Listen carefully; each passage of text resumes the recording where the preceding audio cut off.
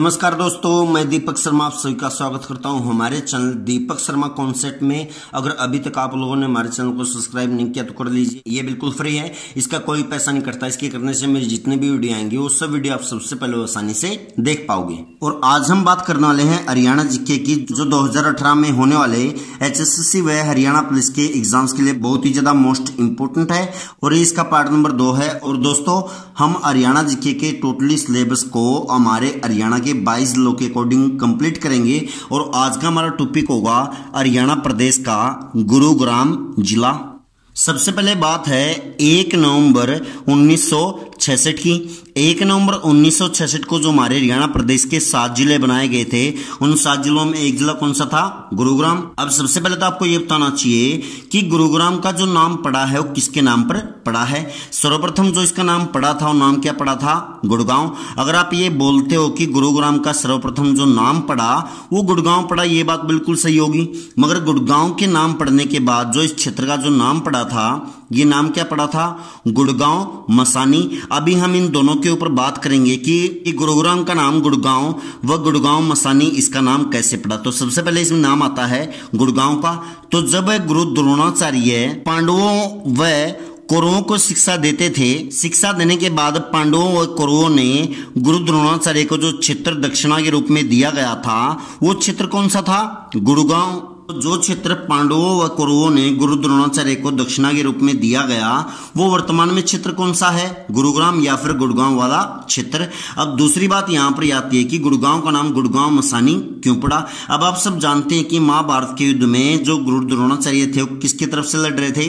कौरवों की तरफ से। और इस युद्ध में गुरु द्रोणाचार्य की मृत्यु हो गई थी। तो गुरु द्रोणाचार्य की मृत्यु होने के बाद इनकी पत्नी थी, इनकी पत्नी का नाम था देवी कृपी या फिर आप इनको बोल सकते हो देवी ललिता। ये दोनों नाम इन्हीं के थे। तो देवी कृपी या फिर देवी ललिता गुरु द्रोणाचार्य के साथ सती हो गई थी। और इनके सती होने के बाद गुड़गांव वाले क्षेत्र में यहाँ पर एक मंदिर बनाया गया। और तब ये जो मंदिर बनाया गया था, एक छोटा सा मंदिर था, और उस मंदिर को भगवान कृष्ण के द्वारा आशीर्वाद दिया गया कि यहाँ पर ऐसा कोई भी चेचक का मरीज आता है तो यहाँ पर पूजा करने के बाद सभी चेचक के रोगी यहाँ पर ठीक हो जाएंगे। या फिर आप यहाँ पर बोल सकते हो छोटी माता, या फिर आप इसको बोल सकते हो स्मॉल पॉक्स।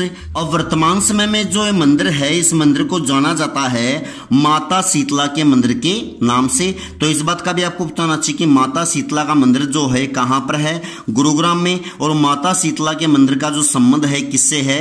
देवी कृपी या फिर देवी ललिता से। देखिएगा, ये बात है लगभग 1650 ईस्वी की। और 1650 ईस्वी में गुरुग्राम वाले क्षेत्र में जो शासन था, ये शासन किसका था? राजा भरतपुर का। राजा भरतपुर ने 1650 ईस्वी में दोबारा से माता सीता के मंदिर का विकास किया। और विकास करने के बाद माता शीतला मंदिर का जो मुख्य रूप से निर्माण किया गया वो किसके द्वारा किया गया? राजा भरतपुर के द्वारा। तो ये प्रश्न बहुत बार आ चुका है कि माता शीतला का मंदिर कब और किसके द्वारा बनाया गया। तो कब बनाया गया? 1650 ईस्वी में। और किसके द्वारा बनाया गया? राजा भरतपुर के द्वारा। और आप माता शीतला के मंदिर को बोल सकते हो मसानी मंदिर भी, क्योंकि यहां पर चेचक के रोगी, छोटी माता के रोगी या फिर स्मॉल पॉक्स के सभी रोगी यहाँ पर पूजा करने के बाद ठीक हो जाते हैं। सबसे पहले तो हम यहाँ पर बात करने वाले हैं हरियाणा प्रदेश के 2 जिलों की। अब ये 2 जिले कौन कौन से जरा देखिएगा। सबसे पहले इसमें नाम आता है गुड़गांव का और दूसरा यहाँ पर नाम आएगा मेवात जिले का। अब ये जो नाम लिखे हैं, इसका लिखने का एक बहुत बड़ा रीजन है, जरा देखिएगा। ये बात है लगभग 12 अप्रैल 2016 की। अब आप गुड़गांव को बोलते हो गुरुग्राम और मेवात को बोलते हो नो। जो गुड़गांव और मेवात का नाम बदला गया, कब बदला गया? 12 अप्रैल 2016 को गुड़गांव का नाम कर दिया गया था गुरुग्राम और मेवात का नाम कर दिया गया था नो। तो इन दोनों जिलों का जो नाम बदला गया हमारे हरियाणा प्रदेश की केंद्रीय मंत्रिमंडल के द्वारा, वो कब बदला गया? 12 अप्रैल 2016 को। देखिएगा, जब ईस्ट इंडिया कंपनी ने सबसे पहले गुरुग्राम को जिले के रूप में विकसित किया गया था, तो जिले के गठन के समय गुरुग्राम में 3 रियासत थी। अब ये 3 रियासत कौन कौन सी थी जरा देखिएगा। सबसे पहले यहाँ पर रियासत होगी पटौदी रियासत, दूसरी रियासत होगी यहाँ पर वल्लभगढ़, या फिर आप बोल सकते हो इसको बलरामगढ़, क्योंकि वर्तमान समय में जो वल्लभगढ़ है उसका नाम चेंज कर दिया गया है और ये क्या कर दिया गया है, बलरामगढ़। और ये कहाँ पर वर्तमान समय फरीदाबाद जिले में, मगर फरीदाबाद के बनने से पहले कहाँ पर था, गुरुग्राम में। उसके बाद जो तीसरी रियासत है उसका नाम हो जाएगा फरूख नगर। तो सर्वप्रथम जिले के गठन के समय गुरुग्राम में 3 रियासत थी। 3 रियासत कौन कौन सी थी, पटौदी, वल्लभगढ़ और फरूखनगर। देखिएगा हमारे भारत में अंग्रेजों के खिलाफ जो सबसे पहली क्रांति शुरू की गई थी वो क्रांति कौन सी थी, 1857 की क्रांति। तो 1857 से पहले जो ये तीनों रियासत थी ये अधीन थी किसके, गुरुग्राम के। और 1857 के बाद इन तीनों रियासतों में से पटौदी रियासत को अलग कर दिया गया। अब पटौदी रियासत को अलग करने के बाद कौन सी रियासत बची, वल्लभगढ़ व फरूखनगर। अब इन दोनों रियासतों को अलग करके अधीन कर दिया गया किसके, गुरुग्राम के डीसी के।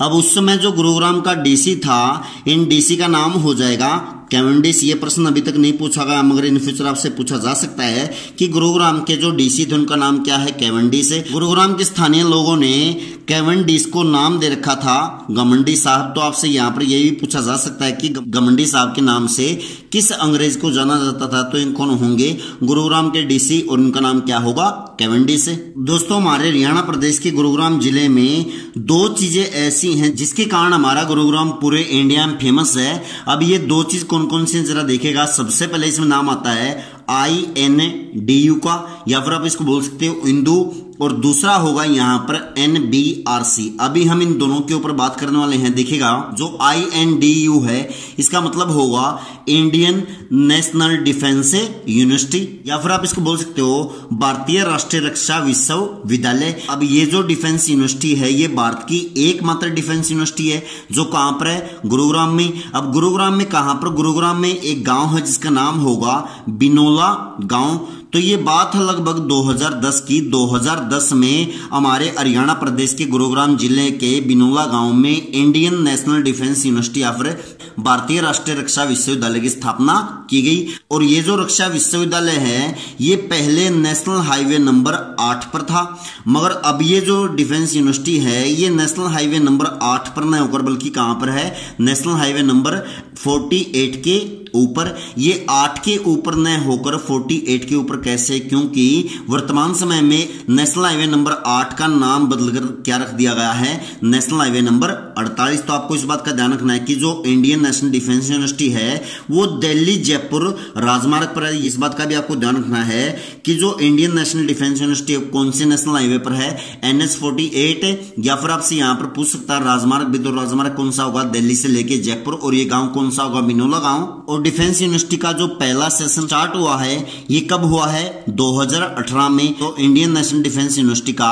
जो पहला सेशन होगा ये कब से कब तक होगा, 2018 से लेके 2019 तक। इस बात का आपको ध्यान रखना है कि 2010 में इसकी स्थापना हुई मगर इसका पहला सेशन कब स्टार्ट हुआ, 2018 में। अब दूसरा यहां पर नाम आता है NBRC। सबसे पहले तो आप जान लीजिए कि NBRC का मतलब क्या होगा। इसका मतलब हो जाएगा नेशनल ब्रेन रिसर्च सेंटर, या फिर आप इसको बोल सकते हो राष्ट्रीय मस्तिष्क अनुसंधान केंद्र। तो नेशनल ब्रेन रिसर्च सेंटर या फिर राष्ट्रीय मस्तिष्क अनुसंधान केंद्र कहां पर है, हरियाणा प्रदेश के गुरुग्राम जिले में। अब बात यहां पर यह आती है कि गुरुग्राम जिले में कहां पर है, तो गुरुग्राम का एक बहुत बड़ा शहर है जिसका नाम क्या है, मानेसर। तो गुरुग्राम के मानेसर में NBRC या फिर नेशनल ब्रेन रिसर्च सेंटर बना गया। ये बात है लगभग 14 नवंबर 1997 की।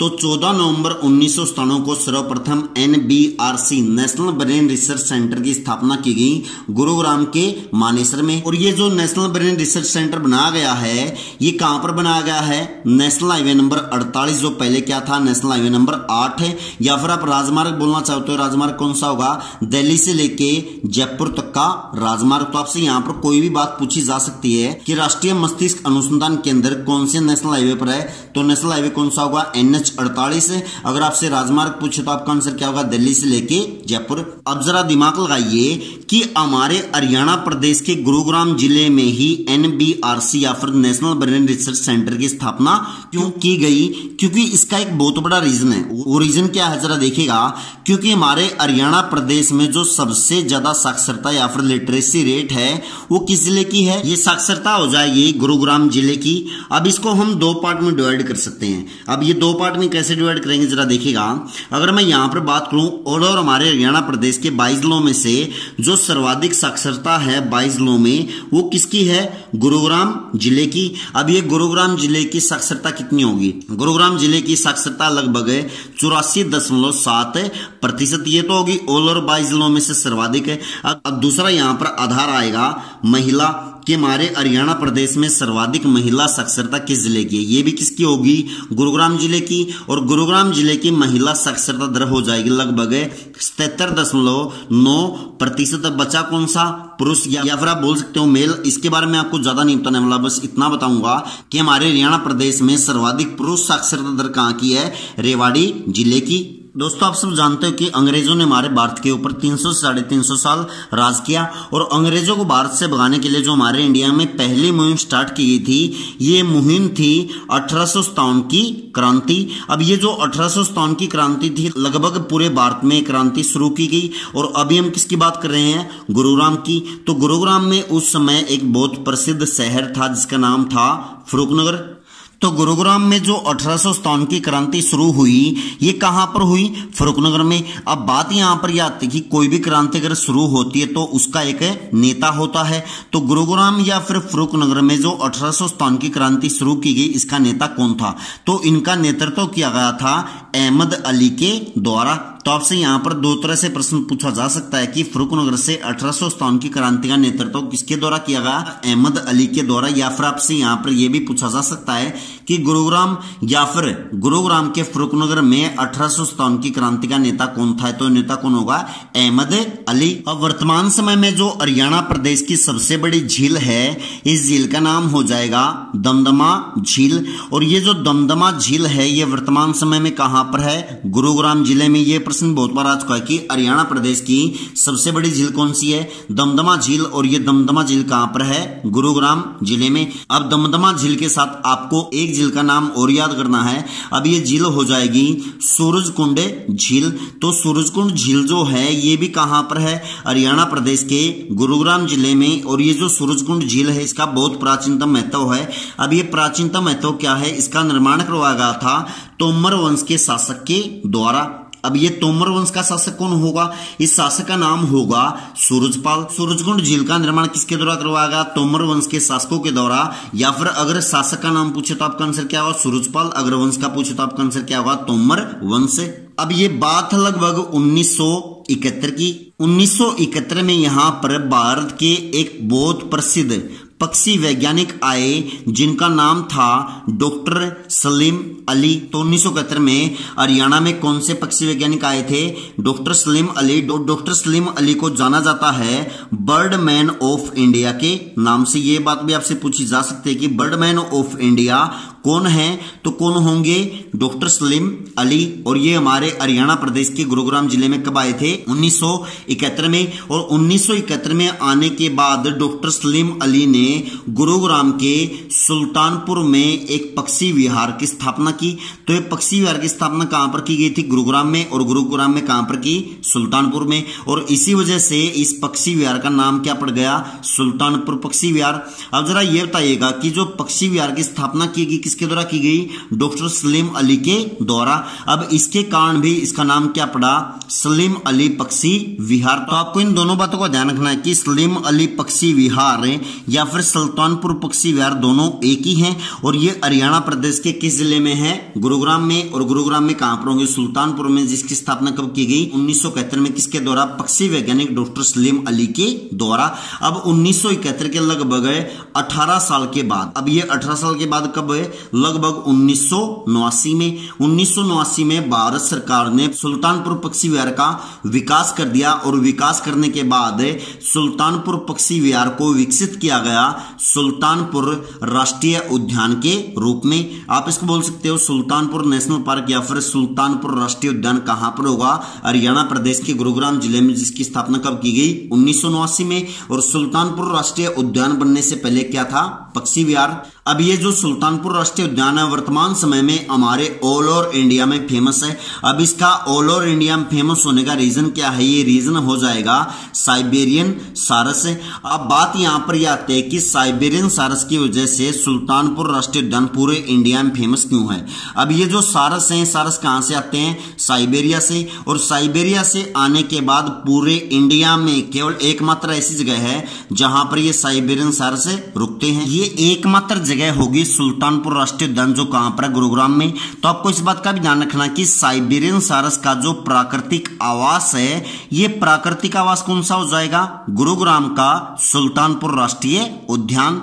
और वर्तमान समय में भारत के प्रधानमंत्री ने पूरे भारत में एक स्कीम चला रखी है और ये स्कीम हो जाएगी स्मार्ट सिटी। और हमारे हरियाणा प्रदेश के भी कई शहर ऐसे हैं जिनको स्मार्ट सिटी योजना में शामिल किया गया है। अभी तक आप लोगों ने बस इतना पढ़ा है कि हरियाणा प्रदेश की जो स्मार्ट सिटी विकसित की जा रही है वो स्मार्ट सिटी कितनी है? 2। अगर आप ये बोलते हो कि हरियाणा के 2 शहर स्मार्ट सिटी के रूप में विकसित किए जाएंगे, ये बात गलत भी हो सकती है और ये बात सही भी हो सकती है। अब ये गलत कैसे होगी और सही कैसे होगी, इसी के ऊपर हम बात करने वाले। जरा देखिएगा, सबसे पहले तो मैं आपको बता दूं कि हरियाणा प्रदेश में कुल मिलाकर 3 शहर ऐसे हैं जिनको स्मार्ट सिटी के रूप में विकसित किया जाएगा। अब ये 3 शहर कौन से हैं? सबसे पहले इसमें नाम आता है करनाल का। करनाल के बाद दूसरा नाम आएगा फरीदाबाद का। हम फरीदाबाद को शॉर्ट फॉर्म में लिख रहा हूं, अगर पूरा लिखिएगा। और फरीदाबाद के बाद जो तीसरा नाम आता है ये आएगा गुरुग्राम शहर का। तो हरियाणा प्रदेश की जो स्मार्ट सिटी बनाई जाएंगी, कितनी बनाई जाएंगी? 3। कौन सी? करनाल, फरीदाबाद और गुरुग्राम। और अभी मैं आपको यहां पर यह बताने वाला हूं कि आपका आंसर 2 और 3 सही कब होगा। अब सबसे पहले हम बात करें करनाल और फरीदाबाद स्मार्ट सिटी की। अब करनाल और फरीदाबाद को स्मार्ट सिटी बनाया जाएगा, मगर यह बनाया जाएगा किसके द्वारा? केंद्र सरकार के द्वारा। तो हरियाणा प्रदेश के 2 शहर ऐसे हैं जिनको स्मार्ट सिटी के रूप में विकसित किया जाएगा केंद्र सरकार के द्वारा। अब ये 2 शहर कौन से होंगे? करनाल और फरीदाबाद। अब बचा कौन सा? गुरुग्राम। अब ये जो गुरुग्राम है इसको विकसित किया जाएगा स्मार्ट सिटी के रूप में राज्य सरकार के द्वारा। तो हमारे हरियाणा प्रदेश में जो स्मार्ट सिटी बनने जा रही है कितनी है? 3। अब ये 3 कौन से होंगी? करनाल, फरीदाबाद और गुरुग्राम। और इन तीनों में जो अंतर है वो अंतर मैंने आपको अच्छी तरह से बता दिया है कि करनाल फरीदाबाद को विकसित किया जाएगा स्मार्ट सिटी के रूप में केंद्र सरकार के द्वारा या फिर भारत सरकार के द्वारा, और गुरुग्राम को विकसित किया जाएगा राज्य सरकार या फिर हरियाणा सरकार के द्वारा। तो हमारे हरियाणा प्रदेश के गुरुग्राम जिले को 7 निकनेम दे रखे हैं और अभी इन 7 निकनेमों के ऊपर अभी हम बात करने वाले हैं। गुरुग्राम का पहला निकनेम होगा the software city of Haryana. दूसरा हो जाएगा साइबर सिटी ऑफ हरियाणा। तीसरा होगा हाईटेक सिटी ऑफ हरियाणा। चौथा होगा इलेक्ट्रॉनिक सिटी ऑफ हरियाणा। 5वां होगा मिलेनियम सिटी ऑफ हरियाणा। छठा होगा हरियाणा के मनोरंजन नगरी। और अंतिम है हरियाणा में सपनों का शहर। अभी हम इन 7 के ऊपर बात करने वाले हैं कि इनको ये निकनेम कैसे और क्यों दिए गए हैं। सबसे पहले हम बात करेंगे गुरुग्राम के 4 निकनेम की, और ये 4 निकनेम हैं software city, cyber city, hi tech city और इलेक्ट्रॉनिक सिटी। सबसे पहले तो आपको बता दूं दोस्तों, हमारे हरियाणा प्रदेश के गुरुग्राम जिले में सॉफ्टवेयर का भी निर्माण होता है। मगर इससे पहले आप जान लीजिए कि हमारे भारत में सबसे ज्यादा जो सॉफ्टवेयर बनते हैं वो कहां पर बनते हैं? चेन्नई में। और चेन्नई के बाद इन सॉफ्टवेयर का निर्माण होता है कर्नाटक के बेंगलोर में। और चेन्नई और बेंगलोर के बाद हमारे भारत में तीसरे स्थान पर जो शहर है जहां पर सर्वाधिक सॉफ्टवेयर का निर्माण होता है, यह शहर कौन सा हो जाएगा? गुरुग्राम। और हरियाणा के गुरुग्राम में सर्वाधिक सॉफ्टवेयर का उत्पादन होता है या फिर इनका निर्माण होता है। इसी वजह से गुरुग्राम को सॉफ्टवेयर सिटी, साइबर सिटी व हाईटेक सिटी व इलेक्ट्रॉनिक सिटी इसको नाम दिया गया है। तो आप इन चारों का नाम ध्यान रखिएगा कि गुरुग्राम को software city, cyber city, hi tech city, electronic city कहा जाता है। 5वां यहां पर नाम आता है the millennium city of Haryana. सबसे पहले तो आप जान लीजिए कि मिलेनियम का मतलब क्या होता है। मिलेनियम का मतलब होता है दिव्य युग।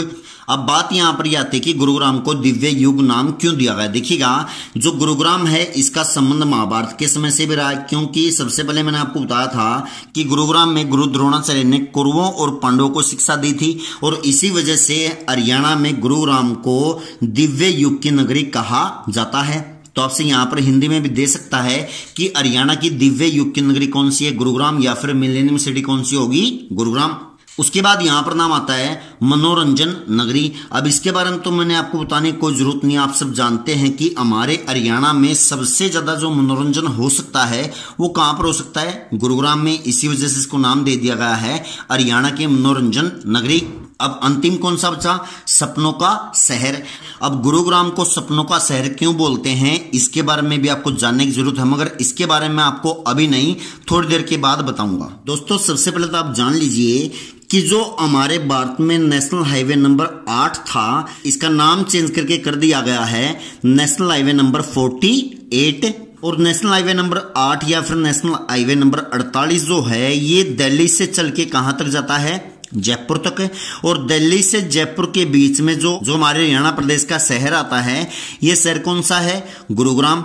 और साथ के साथ आपको एक बात का और ध्यान रखना है कि नेशनल हाईवे नंबर 48 पर एशिया का सबसे बड़ा टोल गेट है। तो एशिया का सबसे बड़ा टोल गेट है कौन से राज्य में है, अगर राज्य पूछे तो आपका आंसर क्या होगा, हरियाणा। अगर आपसे ये पूछे कि हरियाणा में एशिया का सबसे बड़ा टोल गेट कहां पर है, तो ये कहां पर होगा, गुरुग्राम में। नेशनल हाईवे पूछे तो NH 48 जो कि कहां से कहां तक जाता है, दिल्ली से लेके जयपुर तक। अभी हाल ही में हरियाणा प्रदेश के मुख्यमंत्री मनोहर लाल खट्टर ने 2 घोषणाएं ऐसी की हैं हरियाणा के लिए जो केवल गुरुग्राम में स्थापित की गई हैं। अब ये 2 घोषणाएं कौन कौन सी की गई, अभी हाल ही में गुरुग्राम जिला हरियाणा एकमात्र व प्रथम जिला ऐसा बना है जहां पर पुलिस कमिश्नरेट सिस्टम को लागू किया गया।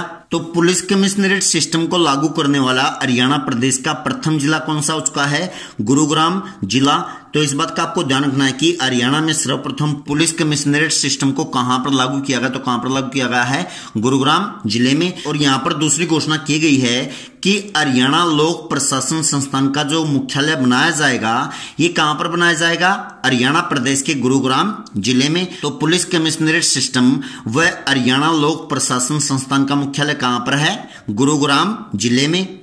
आप सब जानते हैं कि हमारे हरियाणा प्रदेश की जो आर्थिक राजधानी है, यह आर्थिक राजधानी कौन सी है, फरीदाबाद। ये बात बिल्कुल सही है आपकी कि हमारे हरियाणा प्रदेश की जो आर्थिक राजधानी कौन सी है, फरीदाबाद। मगर हमारे हरियाणा प्रदेश को जो सर्वाधिक राजस्व की प्राप्ति होती है, वो सर्वाधिक राजस्व की प्राप्ति फरीदाबाद जिले से नहीं बल्कि कहां से होती है, गुरुग्राम जिले से। तो इन दोनों बातों में जो अंतर है वो आपको अच्छी तरह से पता होना चाहिए कि हमारे हरियाणा प्रदेश की जो आर्थिक राजधानी कौन सी होगी, फरीदाबाद। और हमारे हरियाणा प्रदेश को जो सर्वाधिक राजस्व या फिर सर्वाधिक पैसा प्राप्त होता है वो कहां से प्राप्त होता है, हरियाणा प्रदेश के गुरुग्राम जिले से। और थोड़ी देर पहले मैंने आपको बताया था कि गुरुग्राम जिले को सपनों का शहर कहा जाता है। अब ये सपनों का शहर क्यों कहा जाता है, जरा देखिएगा। अब हरियाणा प्रदेश का हर कोई व्यक्ति ये चाहता है कि वो उसके पास अच्छा रोजगार हो, और अच्छा रोजगार पाने के लिए वो कहां पर जाता है, गुरुग्राम में। अब गुरुग्राम में क्यों जाता है, क्योंकि यहाँ पर भारत का एक बहुत बड़ा उद्योग है जिसका नाम क्या है, मारुति सुजुकी। अभी इसमें भी आपको बहुत कंफ्यूज होने वाला है कि मारुति सुजुकी जो उद्योग है ये कहां पर है, गुरुग्राम जिले में।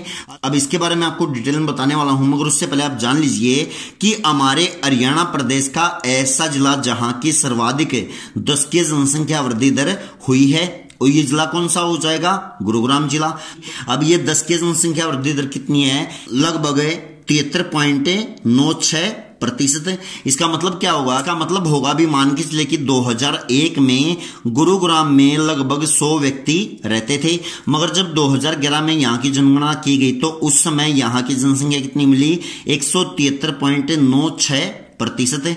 और अभी हम बात करने वाले हैं मारुति सुजुकी उद्योग के ऊपर। ये बात है लगभग 1981 की। 1981 में सर्वप्रथम मारुति सुजुकी कंपनी की स्थापना की गई। मगर 1981 में मारुति सुजुकी कंपनी का उत्पादन शुरू नहीं हुआ था। जो मारुति सुजुकी का उत्पादन शुरू हुआ था ये कब हुआ था? 1983 में। इस टॉपिक के ऊपर भी बच्चे बहुत ज्यादा कंफ्यूज रहते हैं कि मारुति सुजुकी की स्थापना तो कब हुई? 1981 में, मगर इसका उत्पादन कब स्टार्ट हुआ? 1983 में। अब यहां पर देखिएगा जरा, जो मारुति सुजुकी का उद्योग है ये उद्योग कहां पर है? गुरुग्राम में। मगर मारुति सुजुकी कंपनी का जो हेडक्वार्टर है ये हेडक्वार्टर गुरुग्राम में न होकर बल्कि कहां पर है? न्यू दिल्ली में। तो आप इन दोनों बातों का ध्यान रखिएगा कि मारुति सुजुकी उद्योग कहां पर है? गुरुग्राम में, मगर इसका हेडक्वार्टर कहां पर होगा? न्यू दिल्ली में। ये जो मारुति सुजुकी कंपनी है ये दो कंपनियां हैं।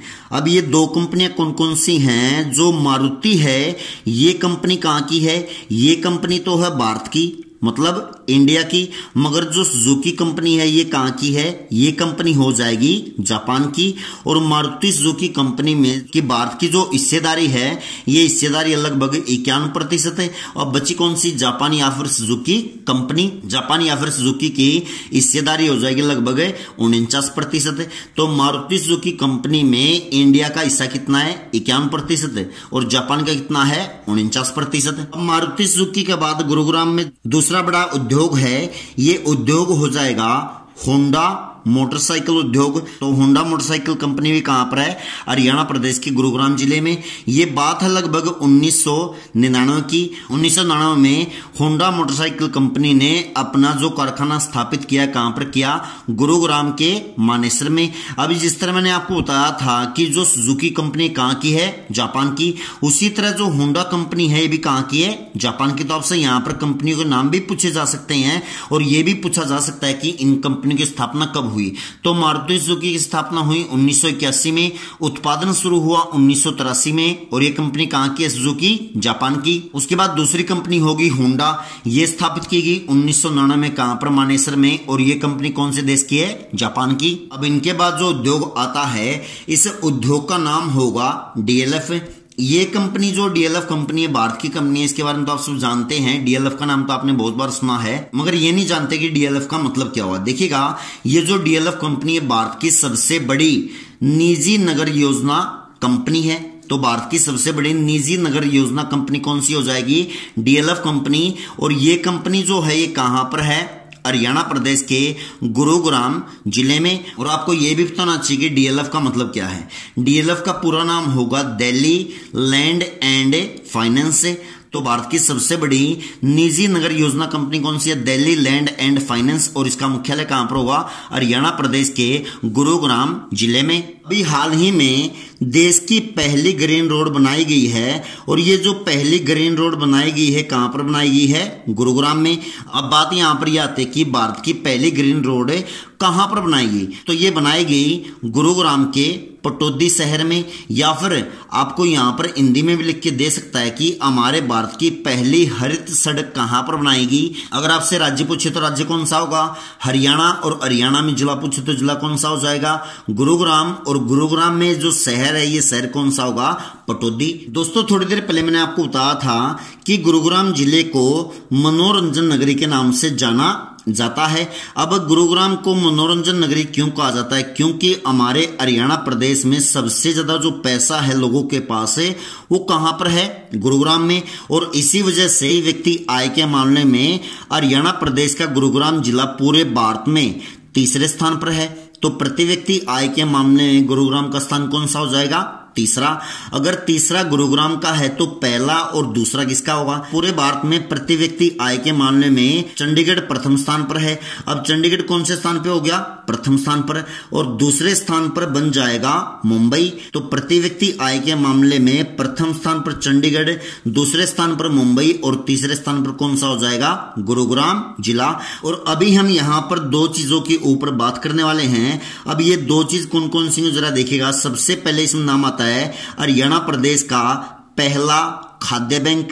और दूसरा नाम आएगा यहां पर हरियाणा प्रदेश का प्रथम अनाज बैंक।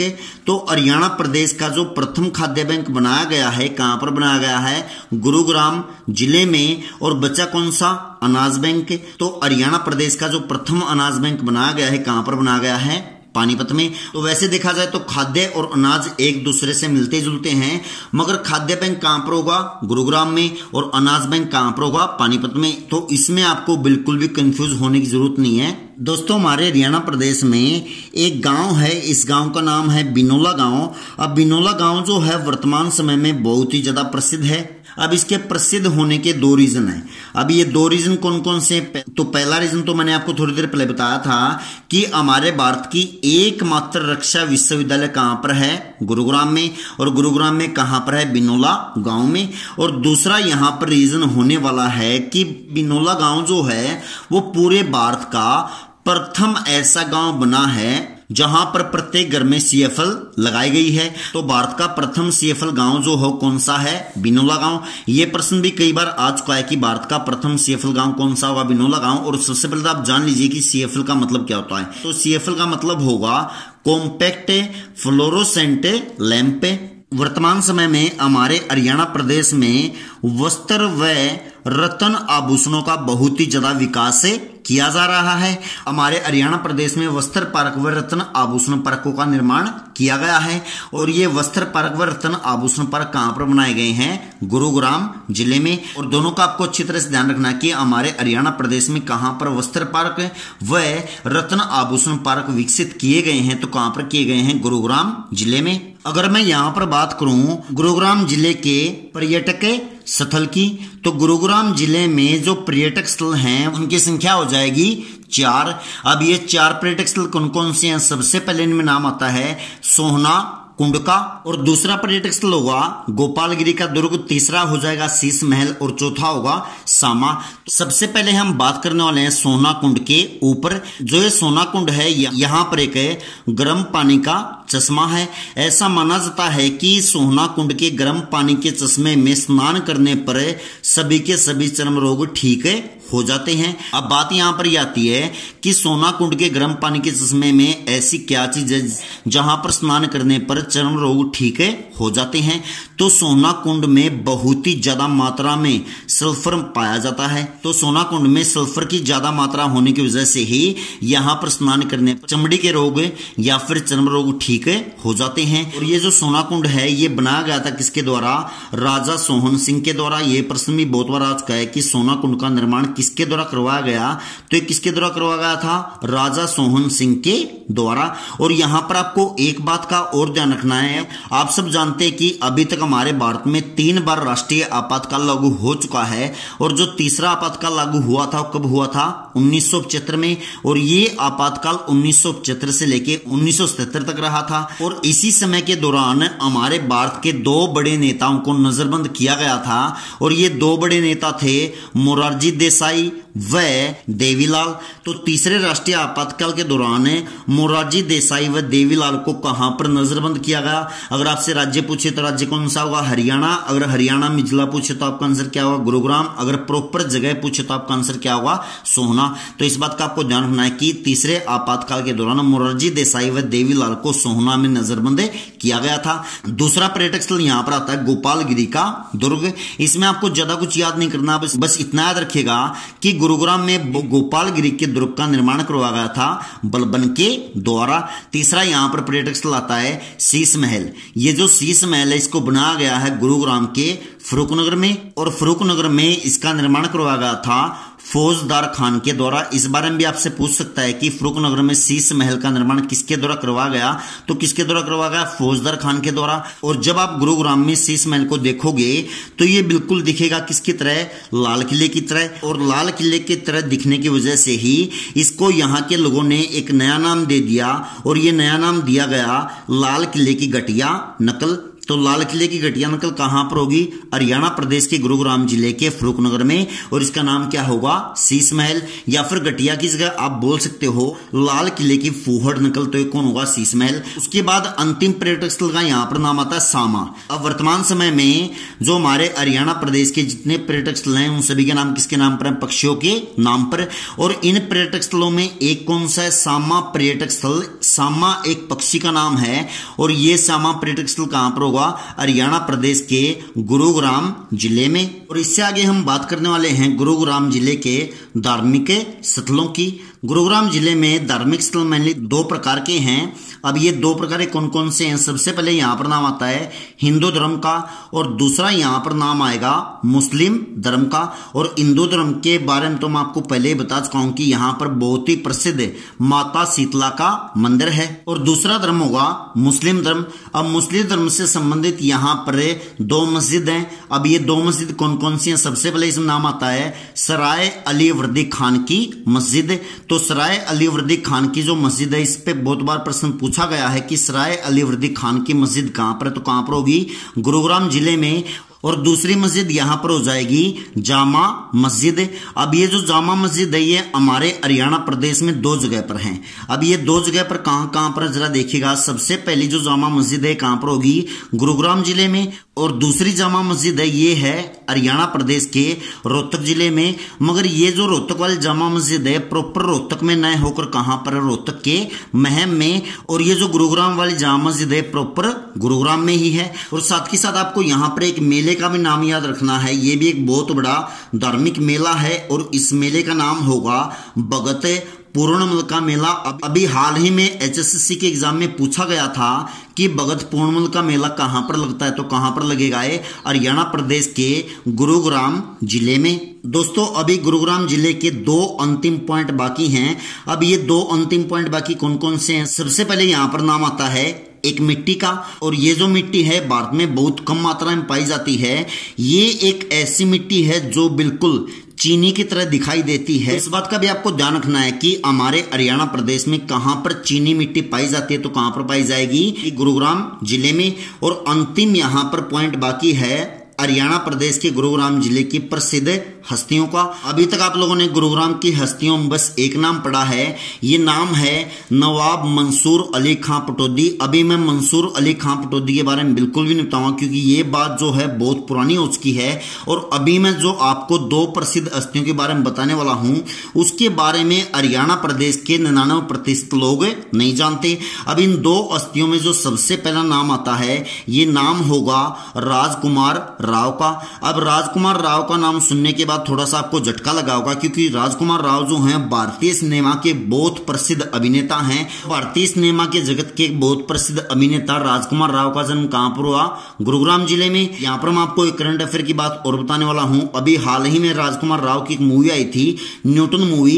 इस मूवी को ऑस्कर के लिए नामित किया गया था मगर इस मूवी को कोई भी ऑस्कर अवार्ड नहीं मिला। और दूसरी यहां पर प्रसिद्ध हस्ती का नाम होगा राहुल कुमार। राहुल कुमार के बारे में तो आप लोगों ने बिल्कुल भी नहीं सुना है मगर राहुल कुमार का आप लोगों ने देखा जरूर है। अब ये राहुल कुमार कौन है? ये राहुल कुमार वही हैं जो 3 इडियट मूवी में थे। और 3 इडियट मूवी में इन्होंने मिलीमीटर रोल को प्ले किया था। तो गुरुग्राम जिले से दो प्रसिद्ध हस्तियां कौन कौन सी हैं? राजकुमार राव और राहुल कुमार। तो दोस्तों ये था आज का हरियाणा जीके का टॉपिक है। दोस्तों मैं एक बात की ठोकर गारंटी दे सकता हूं कि जो डाटा आपको हरियाणा जीके का यहां पर मिल सकता है वो पूरे हरियाणा में आपको कहीं भी नहीं मिल सकता। मुझे पूरा विश्वास है कि आपको मेरी वीडियो पसंद आई होगी। अगर वीडियो पसंद आई तो जितना हो सके इस वीडियो को शेयर करें। इसके करने से मुझे मोटिवेशन मिलेगा और नेक्स्ट टाइम मैं आप लोगों के लिए इससे भी अच्छी वीडियो लेकर आऊंगा। तो चलिए दोस्तों हम मिलते हैं नेक्स्ट वीडियो में। तब तक के लिए जय हिंद, जय भारत, जय हरियाणा।